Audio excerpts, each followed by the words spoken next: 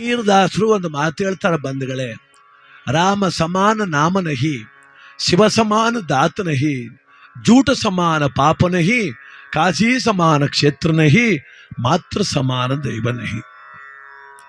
ತಾಯಿ ಆದವಳು ಮಕ್ಕಳಿಗೆ ಕೆಡುಕು ಬಯಸೋದಿಲ್ಲ. ಏನೋ ಕೆಲವು ಸಲ ಸಿಟ್ಟಲ್ಲಿ ಒಂದು ಮಾತು ಹೇಳ್ಬೋದು ಅಷ್ಟೇ, ಹಾಳಾಗೋಗು ಅನ್ಬೋದು. ಆದರೆ ಅಂತರಂಗದಿಂದ ಹೇಳೋದಿಲ್ಲ ತಾಯಿ, ಯಾವ ತಾಯಿನೂ ನನ್ನ ಮಕ್ಕಳು ಹಾಳಾಗೋಗ್ಲಿ ನಾಶವಾಗಲಿ ಅಂತ. ಕೆಲವು ಸಲ ಮಕ್ಕಳು ಅಷ್ಟು ನೋವು ಕೊಟ್ಬಿಡ್ತಾರೆ ತಾಯಿದಿರಿಗೆ. ನೋಡಿ, ಒಂದು ಚೀನಾ ದೇಶದ ಒಂದು ಕತೆ ಇದೆ. ಚೀನಾ ದೇಶದಲ್ಲಿ ಒಂದು ಪುಟ್ಟ ಹಳ್ಳಿ ಇತ್ತು. ಅಲ್ಲಿ ಕಡು ಬಡ ಕುಟುಂಬ. ವಯಸ್ಸಾದ ಮುದುಕಿ 90 ವರ್ಷದೊಳೊಬ್ಬಳು, ಅವಳ ಮಗ ಸೊಸೆ, 4 ಜನ ಅವ್ರಿಗೆ ಮಕ್ಕಳು. ಅವನೊಬ್ಬನೇ ದುಡಿತಾನೆ.